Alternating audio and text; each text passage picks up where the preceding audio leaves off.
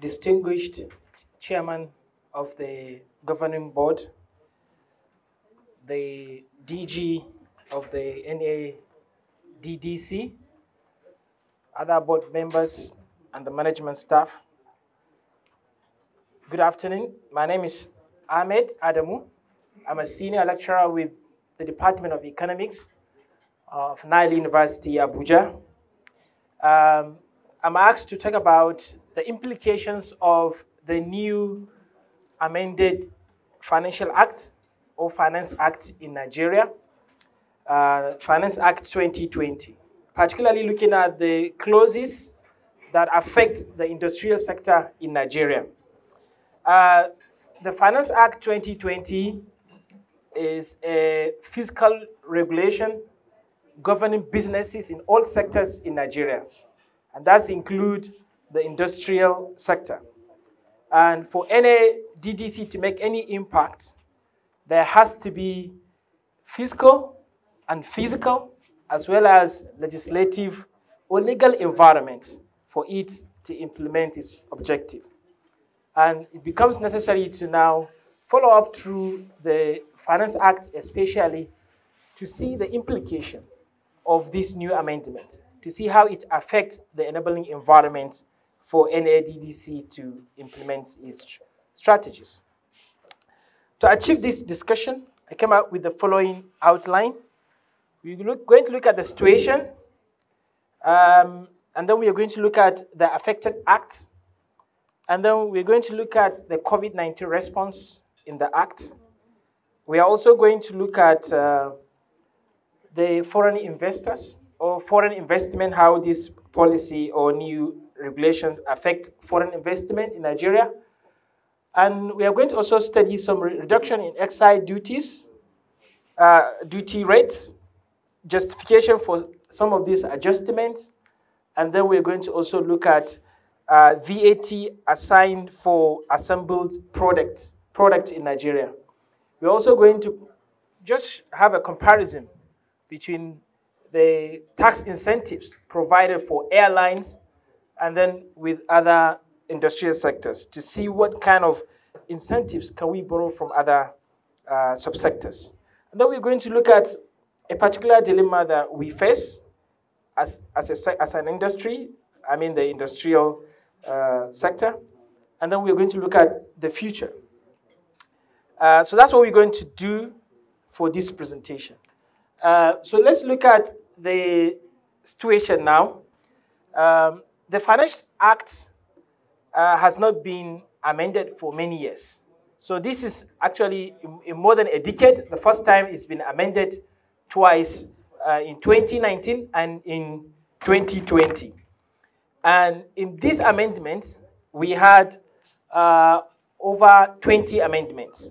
So we have over 20 amendments, and they are effective 1st January 2021. That's the date that this amendment come into effect. Generally is to provide incentives for businesses to thrive, because we just come out of, we are still struggling with the COVID-19 pandemic, which has crippled a lot of businesses, and it shattered a lot of investment, and is also discouraging future investment, and just to stimulate growth. And that's what informed these amendments, just to create more enabling environments. And another objective is to streamline the existing tax incentives regimes. You know, some tax regimes are not modernized, so just to update them to make them effective. And there are some ambiguities in some various laws that relate to fiscal matters, just to clarify those ambiguities, and to also align our local laws to the best practices internationally. Generally, to promote physical equity, improve ease of doing businesses, and generally, again, to provide support for small businesses and cultivate a suitable environment for investment in infrastructure. So these are the objectives and the reasons that motivated this administration to amend this act, which is a good attempt, is a good effort there. So now let's look at the affected act The affected acts include the Companies Income Tax Act, Personal Income Tax Act, Petroleum Profit Tax Act, and then Tertiary Education Trust Fund Act, Value Added Tax Act, Capital Gains Tax, Industrial Development, Income Tax Relief, and Customs and Excise Tariff Act, and Stamp Duty Act. But what really concerns us, importantly, is the company's income tax. It has direct implication in our industry. Apart from companies' income tax, the next one is Customs and Excise Tariff Act, as well as Stamp Duty Act. This also affects our industry. And the next one is Value Added Tax. So we are going to focus more on these three acts and see what amendments happened there and what does it mean to our industry.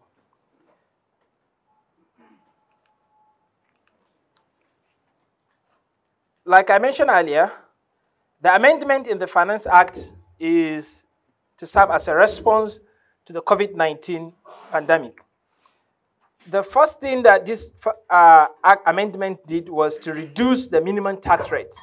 The minimum tax rate was 0.5%. It's now being reduced by 50%. The minimum tax rate in Nigeria now is 0.25%, which is to encourage more investment and businesses in Nigeria, especially coming out from this pandemic. And this is to be effected, the minimum tax reduction is to be effected from January 2020 to 31st December 2021, which means the beginning of the previous year and the end of this year.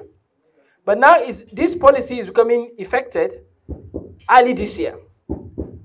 So what happened to the people that paid tax last year? It means that they will have to be refunded.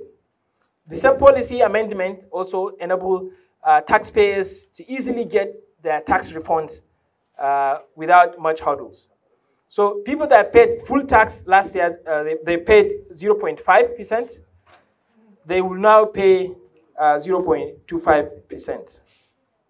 And for those that are exempted for the minimum tax, include companies that have turnover that is less than 25 million. If your company is having a turnover that is less than 25 million, you don't have to pay the minimum tax, which is a good thing that will encourage investors and some businesses to come up in Nigeria.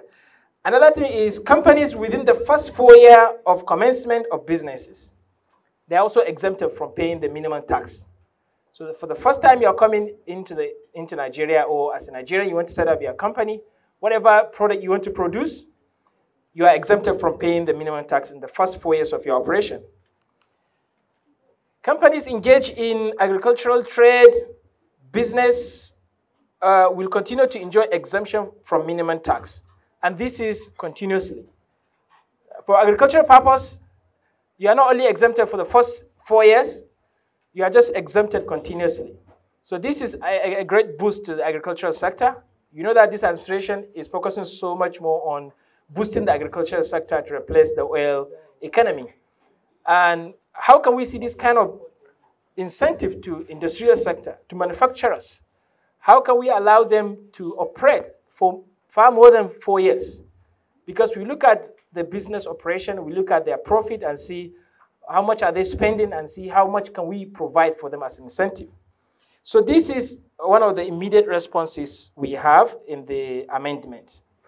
For foreign investment, I'm sure our manufacturing sector relies so much on some foreign investment as well.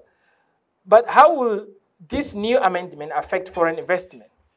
Foreign investors are now mandated to operate in Nigeria only if they have a TIN number, tax identification number.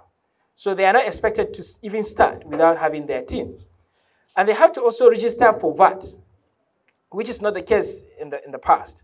They could start their business and then later on register for VAT. And they must have a representative in Nigeria for them to start a business. So a non-resident person that makes a taxable supply to Nigeria is required to register for tax and obtain tax identification number, include VAT on its invoice and may appoint a representative that's a Nigerian. So this is the implication for foreign investors, but it's a bit tighter for them because it's now becoming very strict for them to fulfill these criteria before they even start operation. And now, I think this is much more related to us here. There are some reduction in some excise duty rates for some vehicles, which has direct implication, especially to the automotive industry. For the importation of tractors, there is now a reduction for the excise duty from 35% to 5%. This is a huge reduction. 35% duty rate, and now people will be paying 5%. What will this mean? It means that there is going to be more importation of tractors because it's becoming cheaper to import tractors in Nigeria. And do we have factories that assemble or produce tractors in Nigeria? How will this policy, this reduction, going to affect their business? So I'm sure this is something that NADDC would like to reflect on. The second one is duty on motor vehicles for the transport of more than 10 persons. This includes shuttles, public buses, and the reduction is from 35% to 10%. The duty will now be paid only 10% instead of 35%. And then the levy on motor vehicles for transport of persons, these are normal cars, is now being reduced from 30% to 5%. So will this mean more importation of foreign cars? Will this mean less business for our local car manufacturers? I learned that we have more than 30 functioning car assembly plants in Nigeria. Kudos to the NADDC for this great achievement. And how are we going to sustain this stride? How are we going to sustain this achievement when it is much cheaper to bring cars from outside, as enabled by this act? And then the duty for motor vehicles for the transport of goods is now being reduced from 35% to 10%. And what do you mean by goods here? The act was very clear. It said goods imported, those manufactured in Nigeria, in this, as specified in the 5th schedule of this act, shall be charged with duties and excise, duties of excise at the rate specified under the duty column in the schedule amendment. So it means that this includes normal cars that is being manufactured in Nigeria or assembled in Nigeria. So what are the justifications for reduction in levies and duties for car importation? Let's look at some of the possible justification. A larger proportion of people's income go for transportation.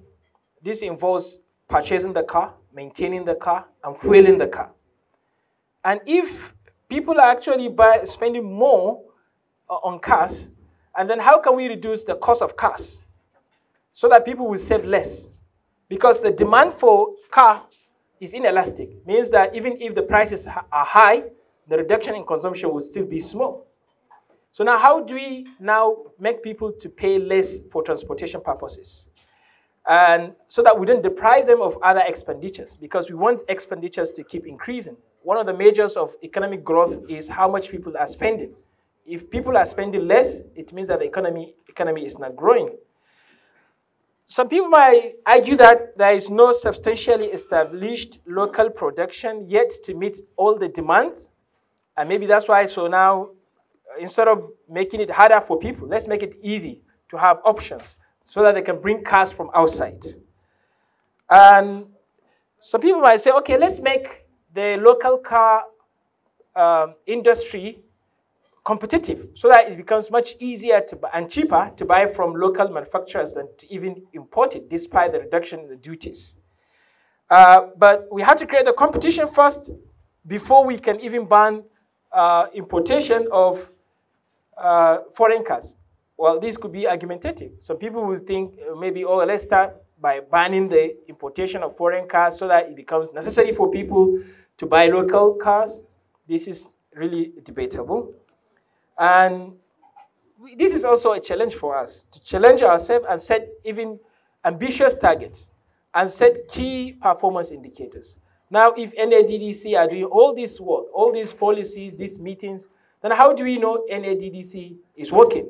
So we have to set what we call the key performance indicators.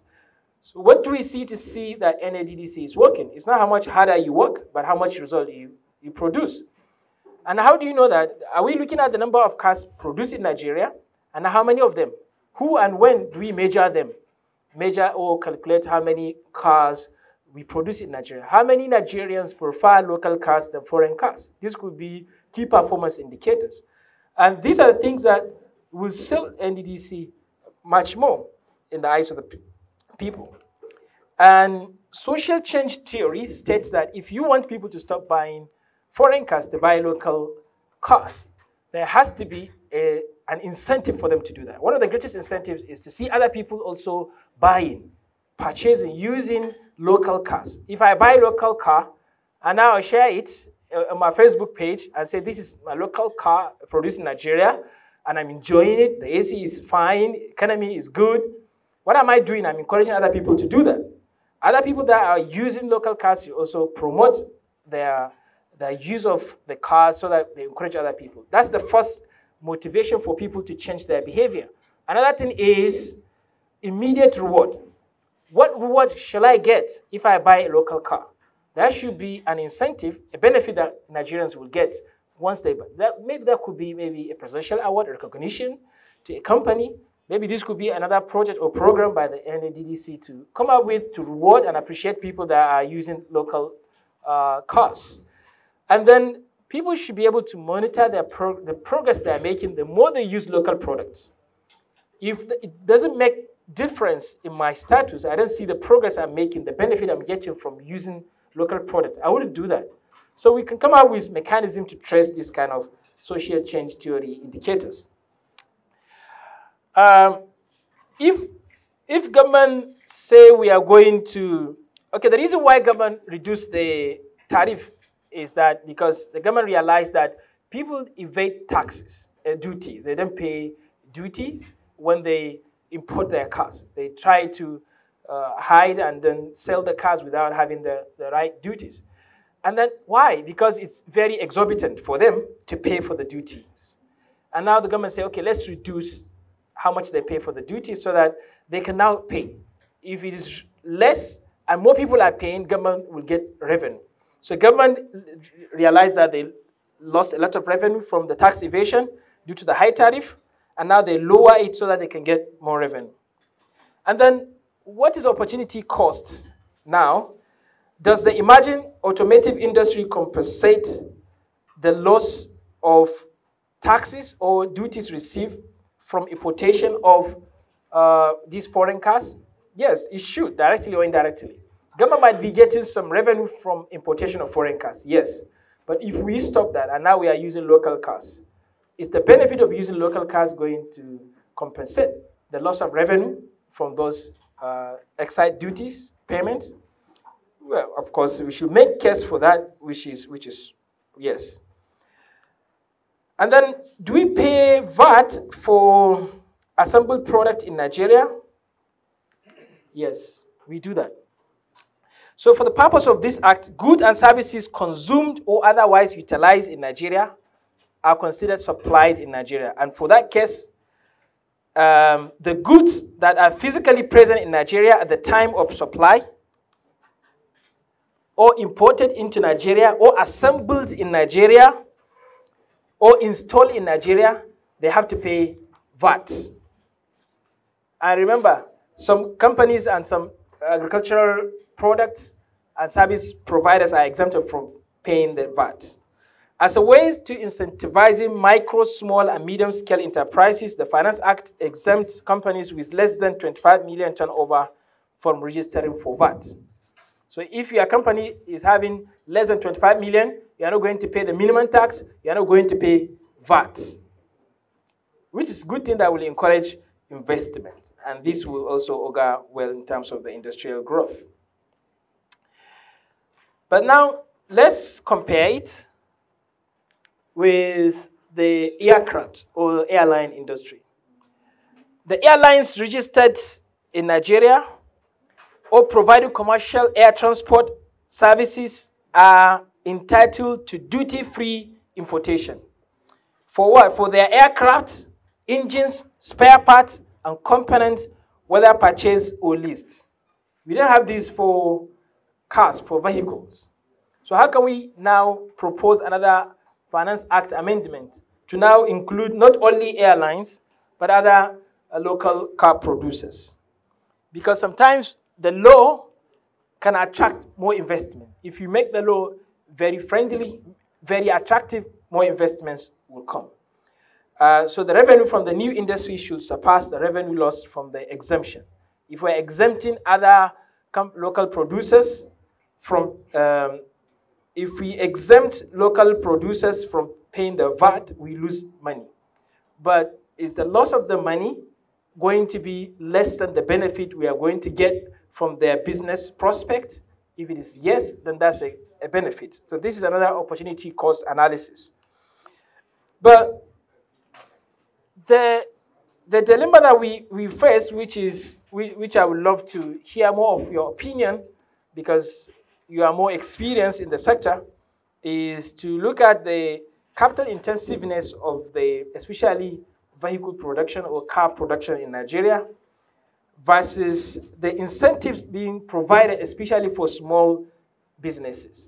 Most of these, the Act actually enables small businesses to prosper, but big businesses are not being taken care of, especially in the new amendments. So is this industry requires small investment or big investment? So if we have a small investment in this sector, then that's fine. But if we are dealing with capital intensiveness, very huge amount of initial capital investment, then there is no incentive yet. And then lastly, looking at the future, the NDC can propose legislative bill to create all the necessary enabling environments for the automotive industry. This, like I say, include the fiscal environment, the physical environment, and this also should also entail the bottom-up approach. So we start from the scratch and go up there. We don't want to start from the top and then water it down. And then especially we can come up with a public transport vehicle policy to encourage manufacturing of public transport in Nigeria, because I found out that in Nigeria, almost everyone has to use their private cars. And that's why we have a lot of cars on the road. But if we have a convenient public transport system, the need for everyone to buy a car will be less. And that will mean more saving, which means more investment. And people will now spend more with their income. And like I heard from one of the previous presenters, is that we have a lot of laws that enable productions locally, but there are no enforcement. So now how do you measure enforcement? And who is going to do that? And when are we going to do that? There could be new laws that will enforce this, especially we're now seeing national identification number, how it's now being enforced. Now, how do you see new policies? How do you see new programs that will enforce, especially patronage from the public institutions, and also reward private sectors for utilizing more of this local production? So I think this is just a highlight of what I think directly affect the industrial sector. But I don't know if we can have more contribution or suggestions on how we think we can move forward in terms of Finance Act amendment in the future, especially from the NDC. Thank you so much. With everything we've said here, starting from what Mr. Tokombo, am I correct? The name? Yes, yeah. That's brilliant submission. Especially with the issue of used cars. If we can become very aggressive in terms of substitution of used cars for public and set targets. Now, how many number of used cars do we import or do we use in Nigeria? Do we have this figure? Let's say we have, let me think of a number, maybe 20 million used cars in Nigeria. And then in the next 5 years, we want to reduce it to 10 million. Now, how do you do that? What do you need to do to start developing the mass transportation or mass transportation system you talk about? And then how do you achieve this mass transportation system? And then we said the Finance Act review and other bills you mentioned.